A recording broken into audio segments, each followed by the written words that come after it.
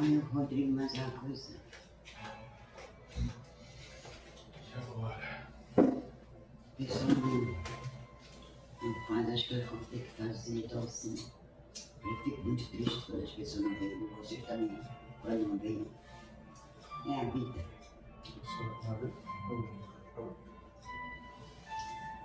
Vou abrir a casa, agradecer a Deus por mais um dia que Ele nos dá para chegar até aqui. Uma boa noite para nós todos. E agradecer a oportunidade que Ele nos dá para escutar as doutrinas orientadas pelas forças superiores. Senhor Deus Todo-Poderoso, eu vou te agradecer, Senhor, por mais um dia nós estar aqui na tua casa, para te agradecer por tudo, Senhor, e por todas as pessoas que precisam da tua orientação. Senhor Jesus Cristo, ouva nossas súplicas, nossas preces, tão distantes, Senhor, povo, estão para escutar tua mensagem, mas para outras coisas tem liberdade de tudo. Tenha compaixão e misericórdia dos teus filhos, que tu sofreste tanto por nosso amor, e nós deixamos tanto a desejar por ti. Vai visitar as casas, Senhor, das pessoas que precisam da tua ajuda e não sabem se encontrar. Dai o pão de cada dia que seja multiplicado e abençoado, abençoando todas as famílias, Senhor. Dai força e luz a esse teu povo, dá uma chacoalhada para poderem saber te conhecer, saber te abraçar, mas na sinceridade, na honestidade. Visita as casas de repouso, os hospitais, os orfanatos, as penitenciárias, os plenários, que estão todos, Senhor, sem te encontrar, que não sabe que tu existes, só diz que acredita e tem fé, mas praticar a tua verdade ninguém quer. Ouve, Senhor, a nossa súplica, derrama a tua força e a tua luz, Senhor, em todos que precisam da tua ajuda, Senhor. Perdão e perdoa para minhas falhas, para a minha ignorância, por a minha imperfeição. Mas pratica a tua verdade e acredito em ti de corpo e de alma. Dá-me força, Senhor, para ter disciplina e ser mais e mais. E compreender e entender as tuas mensagens. Obrigado por tu me orientar. Obrigado, Senhor, por tudo que tu me orienta para mim poder me acordar para a realidade da vida. Nada é por acaso. Pedi uma proteção divina, Senhor, na tua casa espírita, para ajudar esse teu povo tão distante de ti. A casa espírita não é a casa de oração, mas não é religião. A casa espírita é para orientar o povo que precisa ser orientado pela tua força e a tua luz. Mas todos podem vir na tua casa para ser orientada, compreender e entender. Eu te agradeço, Pai, por tudo, por todos. Dá-lhes força e luz, Senhor, para compreender mais e mais. Em nome do nosso Senhor Jesus Cristo, eu vos te agradeço por mais um dia que estás me dando. Obrigado, Senhor. Pai nosso que estás no céu, santificado seja o teu nome, seja feita a tua vontade aqui na terra como no céu. O pão nosso de cada dia nos dai hoje. Perdão e perdoa, Senhor, as minhas dívidas. Não me deixes cair em tentação, mas livra-me, ó Deus, de todos os males, que assim seja. Amém. Pode ler. A Bruna vai ler o Evangelho segundo o Espiritismo, uma passagemzinha para nós. Bruna. Boa noite. Prodígios dos falsos profetas. Levantar-se uns falsos cristos e falsos profetas que farão grandes prodígios e coisa de espantar para seduzir os próprios escolhidos. Essas palavras dão o verdadeiro sentido do termo prodígio. Na acepção teológica, os prodígios e os milagres são fenômenos excepcionais, fora das leis da natureza. As leis da natureza sendo obra unicamente de Deus. Ele pode, sem dúvida, derrogá-las, se isso lhe apraz. Mas o simples bom senso diz que não pode ter dado a seres inferiores e perversos um poder igual ao seu, e ainda menos o direito de desfazer o que ele fez. Jesus não pode ter consagrado um tal princípio.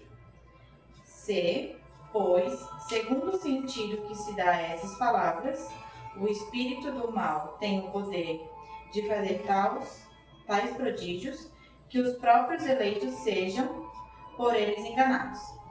Disso resultaria que, podendo fazer o que Deus faz, os prodígios e os milagres não são privilégios exclusivos dos enviados de Deus, e não provam nada. Uma vez que nada distingue os milagres dos santos dos milagres dos demônios. É preciso, pois, procurar um sentido mais racional para essas palavras. Amém. Quer explicar alguma coisinha que tu leu aqui? Nada? Mas tu entende? Eu deixo. Tá. Tu entende alguma coisa? Não. Lendo assim? Assim, na hora não. Tá. Você leu outras vezes. Vou desenvolver então. A gente lê assim, parece um código, né? Mas Palavras muito... sim, mas não é não. Porque prodígio. O que quer dizer prodígio na linguagem de Allan Kardec aqui? É uma coisa que ao olho humano é levantar alguém assim, né? Sei lá, escutar barulho de bater em parede e tal, isso é prodígio na linguagem dele. A mensagem que tu leu aqui, que ela leu aqui, gente, uma boa noite a todos, que Deus nos abençoe, que Deus nos perdoe. Antes de começar a explicar, eu vou ler a introdução na Bíblia que o apóstolo Paulo também recomendou para ele, com respeito a nós. Está escrito na primeira carta aos Coríntios, capítulo 4. Os homens devem nos considerar como assistentes do Cristo e administradores dos segredos sagrados de Deus. Ora, o que se espera dos administradores é que se mostrem-se fiéis. Para mim, pouco importa ser examinado por vocês ou por um tribunal humano. Na verdade, nem eu mesmo examino a mim mesmo. Dada essa introdução, estamos aqui na Terra representando como administradores dos segredos sagrados de Deus. Tá? Me ponho no lugar junto com a mensagem do apóstolo Paulo. E isso aqui, que ele também foi um dos agentes do Cristo, haverá falsos cristos e falsos... O próprio Jesus Cristo falou nas Escrituras que haveria falsos cristos e falsos profetas. Na época que Cristo falou isso, não existia a palavra médium, porque senão ele ia botar também. Haverá falsos médiums, né? Haverá falsos isso, haverá falsos aquilo. Quem criou essa palavra médium, que intermedia, foi Allan Kardec. Então não pode estar na Bíblia esse nome, médium, espiritismo, porque foi Allan Kardec que criou isso há 220 anos atrás. Até o Cristo nos mandou nos precaver. Imaginemos se a gente tem que sair por aí acreditando em tudo quanto é loucura de mente humana, perturbada, atormentada, ou que acredita no seu próprio eu, que não entende nada daquilo que está falando. No livro aqui, ó, que até Allan Kardec considerou assim: todos os fenômenos espirituais estão na Bíblia. Todos. Todos eles. Allan Kardec não inventou nada. Como é que um médium vê? Como é que um ser espiritual se torna visível? Que somos nós, fora da matéria. Como é que a gente se torna visível? Como é que a gente consegue interagir de encarnado para encarnado? No vulgo popular, o Espírito Santo fala conosco, né? Mas o Espiritismo diz que o Espírito Santo é a pleiade de espíritos que servem junto com o Cristo, na evolução dos espíritos terrenos. Esse é o entendimento que a gente tem. Esse é o Espírito Santo. Nós dizemos assim, o corpo é o templo do Espírito. Quem botou Espírito Santo nessa passagem e não sabia o que estava escrevendo. Porque o corpo humano é templo do Espírito. Quem é que habita no nosso corpo? Sou eu. É você, é o nosso Espírito. Até o momento que a gente desencarna. Santo se refere a quando diz da parte de Deus. Aquilo que vem de Deus é santo. Santo no sentido de ser separado, né? Então a gente tem que ter se a gente não tem esse entendimento, que a maioria das pessoas vão fazendo um ensopado só e não conseguem cada coisa encaixar em seu lugar. Não conseguem discernir. No grego tem 3 palavras referentes ao espírito humano na Bíblia. Uma é fôlego. Como é que um médico sabe quando uma criança nasceu com vida? Como é que sabe? Mas como é que ele sabe que pela primeira respirada, não é? Isso é espírito. Na visão dos hebreus. O espírito entrou. Uma das passagens. Néfesh. Qual é a segunda? Está na Bíblia, lá no livro de Ezequiel. A alma que pecar, ela é que morrerá. Só que a gente sabe que a alma somos nós enquanto encarnador. Vocês estão vendo a diferença? Quanta aplicação? A passagem que Adão e Eva estavam vendo o espírito andar para lá e para cá no jardim do Éden. Aquilo ali quer dizer o quê? É um espírito também. Ali é outra tradução. Então a gente não pode, em cada coisa tem o seu lugar. Igualmente aqui. Vamos ler aqui, ó. No capítulo 5 do livro dos Médiuns, Allan Kardec aprofundou-se nesse assunto. Como é que a gente sente espírito? Como é que a gente vê espírito? Como é que tem gente que vê, sabe? Como é que se entra em comunicação? Ora, a gente não tem várias passagens na Bíblia. Moisés não conversou com o ser espiritual? Conversou ou não conversou? Ele viu o ser espiritual ou não viu? Abraão não conversou com o ser espiritual? Isso é a obra só do espiritismo? Não. Quem mais? Davi, Isaías, Elias, não conversava com o espírito? Daniel, profeta. Então a Bíblia não é o espiritismo. O que Allan Kardec e o mundo espiritual superior fez, gente, foi nos trazer como é que funciona esse meio. Nem todo mundo na Terra está propício a esse tipo de comunicação. Mas somos médios em grau maior e em grau menor pelo pensamento. Todos nós somos interferidos em pensamento ou auxiliar. Basta nós permitir. É nesse sentido que todos são médios, em grau maior ou em grau menor. Aí ele traz esse seguinte tema aqui no livro dos médiuns, se você quiser ver como é que funciona. Laboratório do mundo invisível. Quem que falou para nós a primeira passagem na Bíblia que quando a gente desencarna, a gente recebe um corpo espiritual? Quem foi que falou? Foi o Michel? Foi a Nena? Não. Quem foi? Eu não sei. Vamos ler junto? Vamos ler junto. Eu mostro para o pessoal em casa, porque não é o espiritismo que fala essas coisas.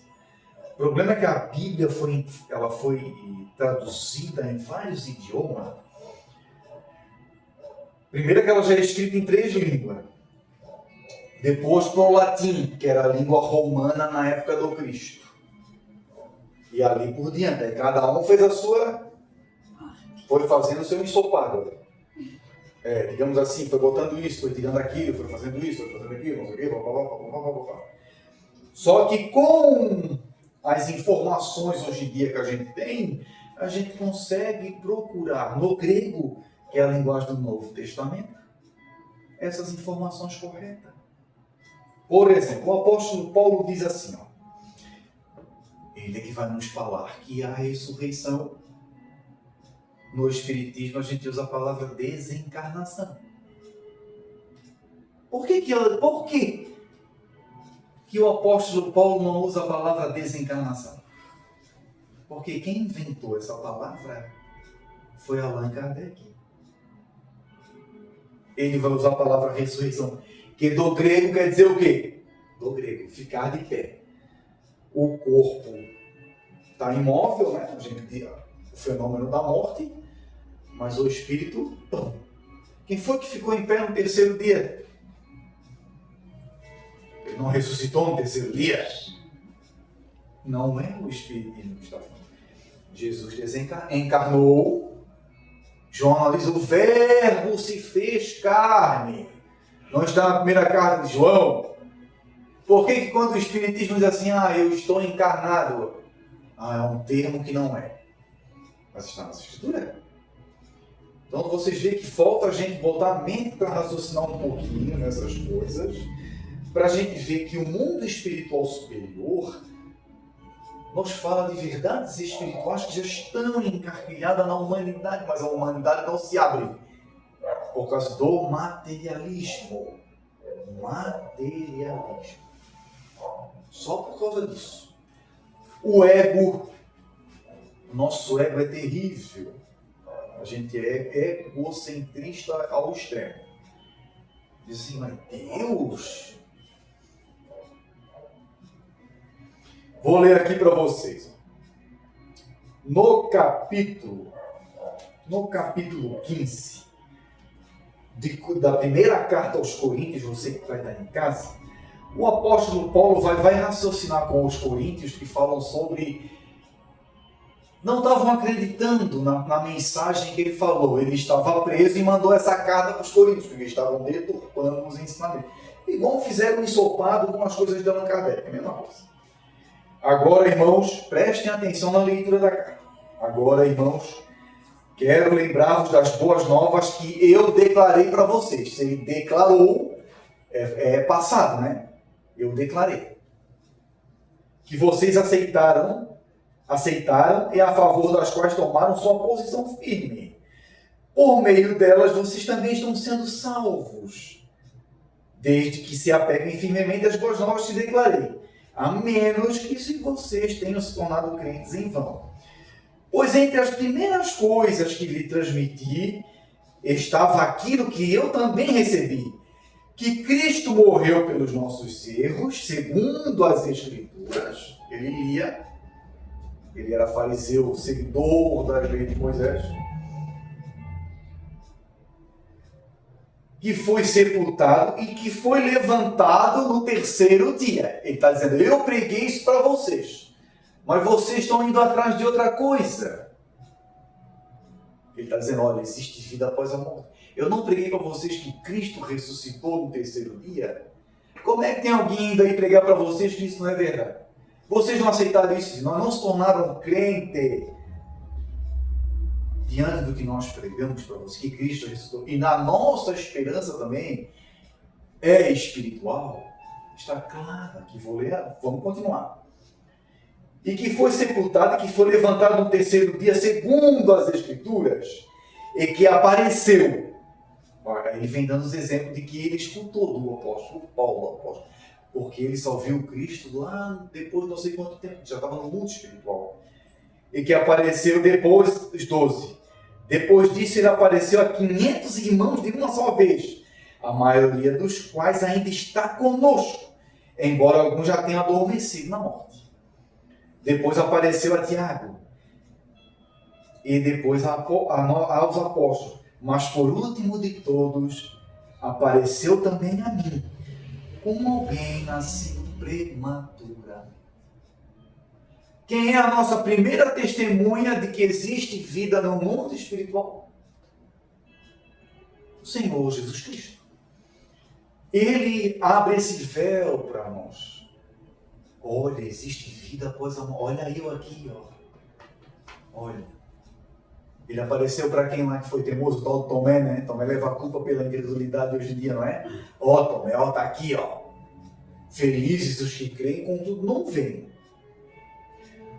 O problema da fileira do espiritismo é que as pessoas, a maioria dos nossos irmãos que estão nessa fileira pregam uma coisa, mas não sabem entender o que estão fazendo. Ou, muitas vezes, não querem aceitar de corpo e de alma aquilo. Você tem certeza que você é um ser espiritual que está em passagem pela Terra, encarnado? Logo, logo vai para o mundo espiritual como um apóstolo. Mas não, o apóstolo Paulo mandou uma carta dessa para você. Olha, nós somos seres... Eu não preguei para vocês que Cristo ressuscitou no terceiro dia? E ele vai ser forte em dizer isso, tá, gente?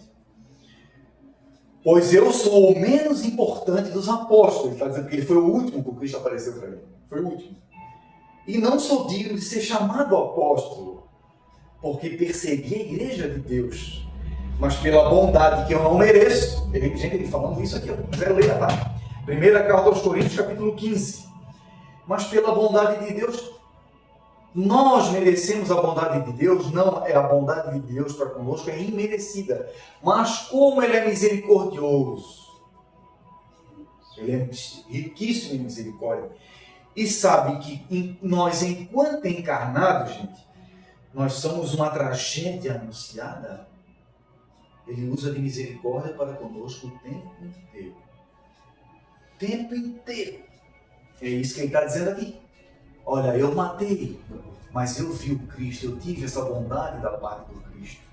E hoje eu prego para vocês o Cristo, que eu vi o Cristo. Ele está dizendo isso. Portanto, seja eu ou seja eles, desse modo nós pregamos e desse modo vocês creram.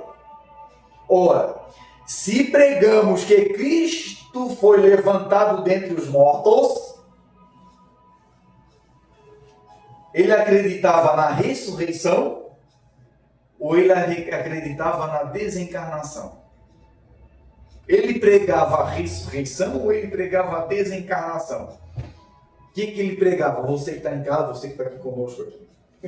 Gente, é a mesma coisa. Só que muda o termo. Ressurreição vem do grego, fica de pé. E desencarnação, desencarnou. Mesma coisa.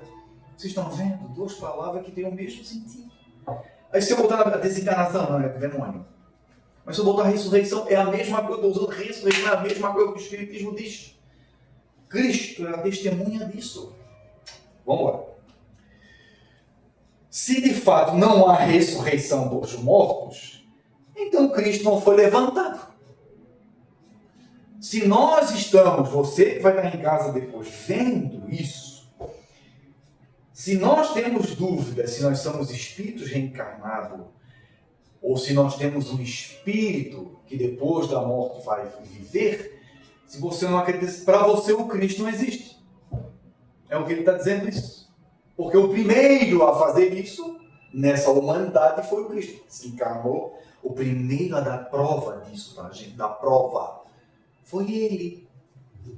E quem é que apareceu no lado dele ainda? Moisés e Elias. Não está escrito nessa história. E por que é tão difícil a gente entender isso? Por causa da nossa ignorância, de ignorar que somos seres espirituais. Só isso. Não é evidente que vai provar isso para nós. Não é nada. É a gente botar o raciocínio lógico. Eu estou rezando por Cristo. Pai nosso, aquele Cristo, não é? Nós estamos orando em casa por Cristo. Mas ele ressuscitou no terceiro dia. Então ele era um espírito encarnado, não foi verdade? É isso que nós temos. É o que o apóstolo Paulo está fazendo. Deixa eu raciocinar aqui, ó. Mas se Cristo não foi levantado, a nossa pregação é vã. E a fé que vocês também têm é vã. Se Cristo não existe, tudo que nós estamos falando aqui, pregando, é balela. Que ele foi o primeiro. E todo o conteúdo de Allan Kardec é um blefe, que não é verdade. Então nós temos que ter o pé firme no chão e entender que nós somos isso. A nossa fé se baseia no primeiro, Jesus Cristo, nosso Senhor. Para nos mostrar esses fenômenos, como é que funciona. Ele foi ressuscitado, ele não foi. Mas como nós somos teimosos igual uma mula. Eu vou falar da mula no sentido de que é um animal que a gente tem como teimoso, né? Mas não é. É um bicho super sábio. E agora como é que faz? Vamos lá. Vocês estão vendo aqui a palavra que ele dá nas questões? É Bíblia, não é nem a Allan Kardec que escreveu. Além disso, acabamos também sendo falsas testemunhas de Deus. Olha, ele está dizendo assim, se nós pregamos para vocês que Cristo foi ressuscitado e vocês se converteram, como é que vocês estão indo atrás de outra coisa agora? Como é que vocês estão falando? Tem gente falando outra coisa no meio de vocês. Ele vai dizer aqui, ó. Além disso, acabamos também sendo falsas testemunhas. Falsas testemunhas. Porque se ele pregou, Cristo levantou. Aí você creu naquilo, aprendeu, se converteu e não fez o que é certo. Aí vai na onda de quem? Que tu acabou de dizer aqui, os falsos profetas. E depois a gente já vai emendar isso aí também. Além disso, acabamos também sendo falsas testemunhas, porque damos testemunho contra Deus, dizendo que Ele levantou o Cristo. A quem Ele não levantou, se é verdade que os mortos não serão levantados, pois se os mortos não serão levantados, Cristo também não foi levantado. Aqui, ó.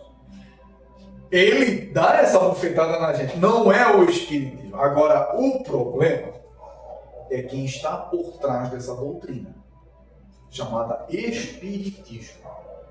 É isso que Allan Kardec vai nos esmiuçar, isso aqui, que o apóstolo Paulo está dizendo na primeira carta aos Coríntios, na parte aqui, ó. Haverá falsos cristos e falsos profetas. O que ele quer dizer com falsos cristos e falsos profetas? É só no meio da igreja? É só num centro espírita? Não. Principalmente quem não faz direito, que é para fazer a sua missão de pai e mãe, não é honesto e sincero nos negócios, vive com o ego inflamado. É um falso profeta. É um falso profeta que não está sabendo ser conduzido pelas coisas do Cristo. Vamos embora. Tu leu aqui, viste? Levantar-se-ão falsos cristos e falsos profetas que farão grandes sinais. Por que fazer grandes procuras e grandes sinais não é um sinal de que o ser é de Cristo? Porque isso é uma coisa do espírito do ser. Independe. Isso independe da causa. Quem estuda o Espiritismo sabe o que eu estou falando. Que a pessoa nasce com aquilo na matéria dela, e a matéria solta aqueles fluidos de cura, de visão, que a gente tem, né? Agora, o que eu vou fazer com aquilo em nome do Cristo é a diferença. Aí é a diferença.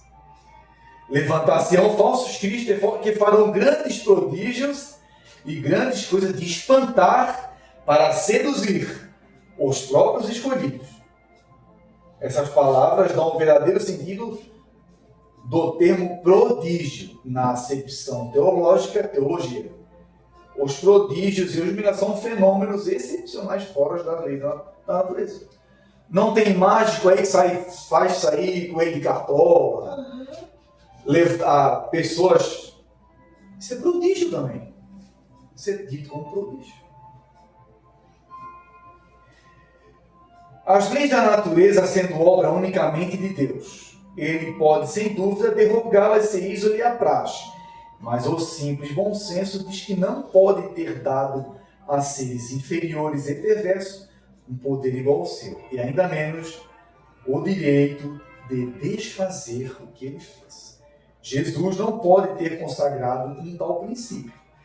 Se, pois, segundo o sentido que se dá a essas palavras, o espírito do mal tem o poder de fazer tais coisas, que os próprios eleitos sejam por eles enganados, disso resultaria que, podendo fazer o que Deus faz, os prodígios e os milagres não são privilégios exclusivos dos enviados de Deus e não provam nada. É o que eu acabei de explicar aqui agora. O que eu acabei de explicar? Que milagres e essas coisas não distinguem a gente de ser um servo de Deus ou não, não é isso. Porque está no Espírito. Saul foi escolhido por Deus. Lembra lá da historinha de Saul lá? Que Davi passou um trabalhão com Saul lá? Que Saul queria matar ele? Saul foi escolhido porque era um cara íntegro e a Deus no começo da sua missão. Subiu na cabeça. Depois o que ele fez? Endoidou, vamos falar na linguagem popular, né? Respeitou. Não respeitou as coisas de Deus. Isso pode acontecer com um bispo, com um pastor, com um vidente. Aí a gente se torna um falso profeta na linguagem de Cristo. A gente sai da missão de fazer aquilo que é certo e começa a enlouquecer. A gente se torna um falso profeta. Por isso é que nós temos que estar em cima das coisas espirituais e ter bom senso. Bom senso de fazer aquilo que é certo no dia a dia, de seguir o Evangelho do Cristo. Não quer dizer que a gente não vai errar. No mundo nós estamos aqui para aprender com erros e acertos. Mas é eu entender que eu errei. Senhor, me perdoa, Senhor, eu errei. Ele já não tirou o pecado do mundo? Que pecado que o Cristo tirou do mundo? Se a gente erra, morre, sofre a mesma coisa. É o que ele está falando aqui. E é o que ele está falando aqui. Cristo tirou o pecado do mundo. O pecado do mundo, antes de Cristo, era a gente não entender que existia vida após a morte, mesmo estando encarnado. Então ele tirou o pecado do mundo. Hoje sabemos de onde viemos, o que estamos fazendo na terra e para onde vamos. Você tem absoluta certeza no seu íntimo disso que eu estou falando? E isso é você entender você, no seu profundo eu.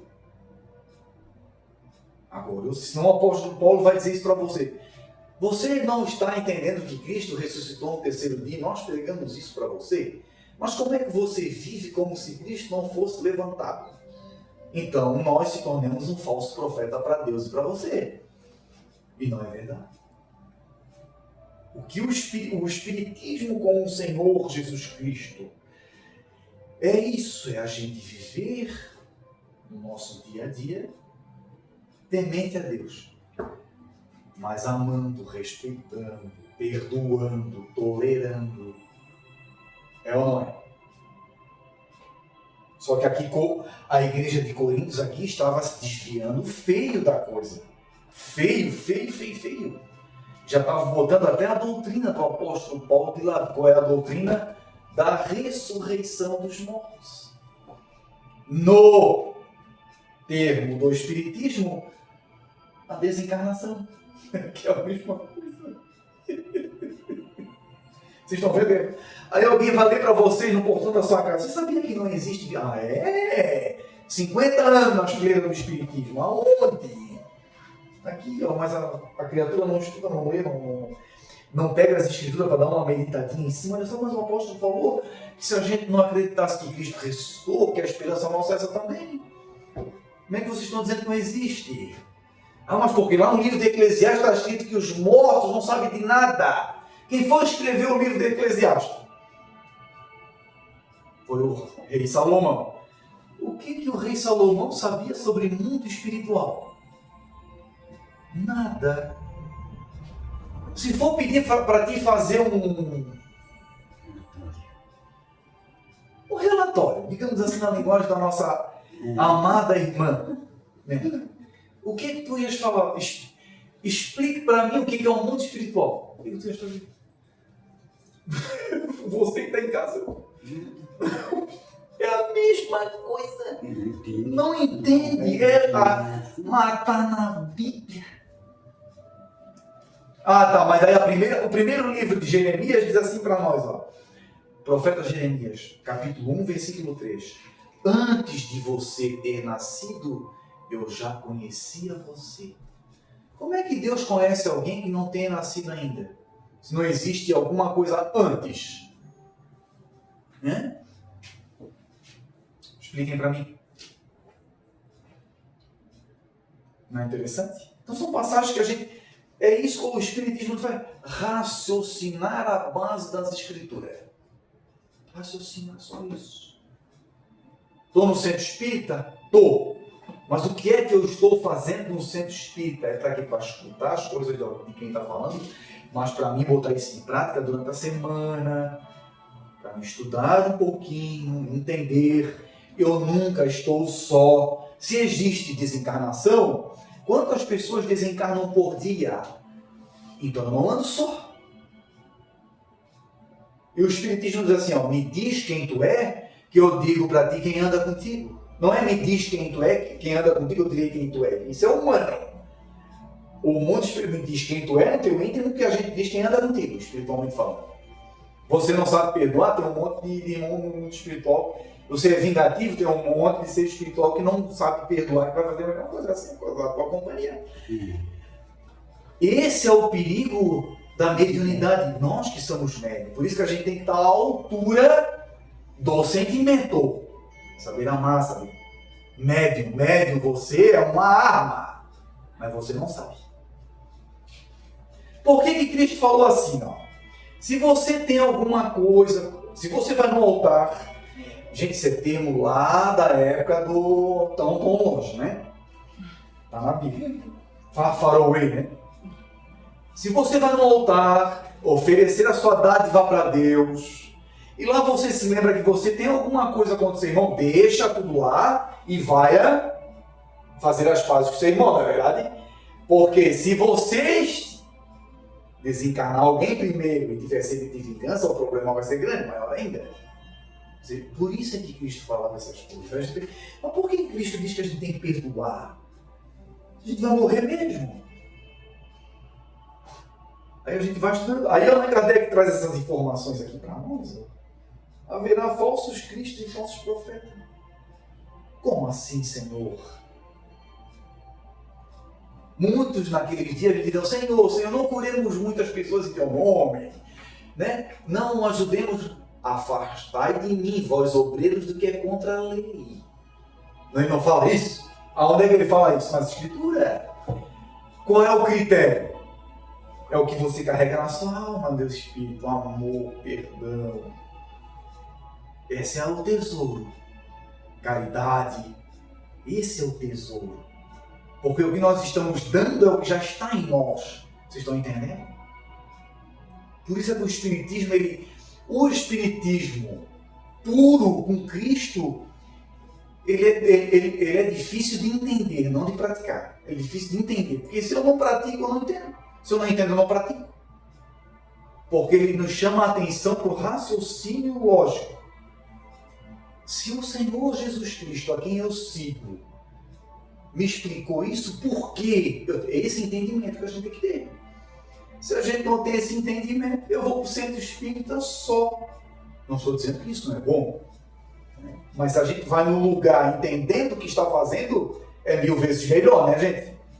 1 milhão de vezes melhor. Eu vou me energizar, né? Eu vou lá, eu vou trocar energia com os espíritos superiores que estão lá. Porque isso aqui não é uma reunião só de seres encarnados que promovem isso. Isso aqui, os seres espirituais estão junto aqui conosco. Conseguem entender isso? Por isso que vai falar para você. Tem pessoas que a gente diz assim, vai ter a palestra lá. De novo, aquilo lá, vão falar, mas não entenderam uma vírgula. Como é que vão falar de coisa espiritual do mundo? Não sei de onde. Aí a gente lê aqui, Laboratório do Mundo Invisível. Como é que Cristo apareceu em espírito para não sei quantas pessoas? Como é que eles faziam? Mas era Cristo. Mas tem um monte de relato de um monte de gente que viu o espírito materializado. Como é que se faz isso? Aí já é outra história. Mas é isso que o Espiritismo veio fazer. Nos trazer esses conhecimentos. Para a gente não andar às cegas na terra enquanto encarnado. Mas vê como é que a gente faz. Se a gente... O meu guia disse para mim fazer tal coisa na noite. Será que isso é verdade? Né? O meu bispo disse... Será que isso é certo? O meu não sei... Será que isso é certo? Você viu que o apóstolo Paulo ele faz os crentes raciocinar, né? Ele não trouxe o cristianismo. Ele só deu vida àquilo que o Cristo mandou fazer. Só que a gente sempre indo junto com o Barrabás, né? Sempre indo junto lá com ao contrário, porque é mais fácil. É mais fácil. O que é mais fácil? Eu introduzir no meu eu profundo conhecimento, ou alguém está o tempo todo dizendo coisas para mim? É mais fácil alguém está dizendo. Mesmo que aquilo não seja correto. Vai aceitando. Aí vai aceitando, vai indo, vai Aí é indo. mais fácil para a pessoa. É mais fácil, a pessoa fica possuída, o que mais tem a gente no mundo espiritual querendo nos fascinar, nos escravizar. É isso o espírito, como se vocês soubessem quanto o espiritismo é maravilhoso e libertador, nós iríamos agradecer todo dia ao Cristo por conhecer essa doutrina. Porque ele chama a responsabilidade para mim. Se eu não vou responder agora, mas eu vou responder depois. Se eu aprender a amar agora, eu já tenho mérito com o Cristo. Se eu aprender a perdoar agora, eu já vou ter mérito com o Cristo. Já tem gente fazendo essa parte. Exatamente. E Perdoar. de tão fácil que é, que as pessoas não fazem. Olha o mundo que está ao nosso redor. Problema deles. Olha o mundo que está ao nosso redor. E isso é que tem que ser feito. A muralha, a montanha a ser subida e movida, está em nós. Passar por essas problemáticas. Mas todo mundo faz assim, deixa todo mundo, a salvação não é para todo mundo.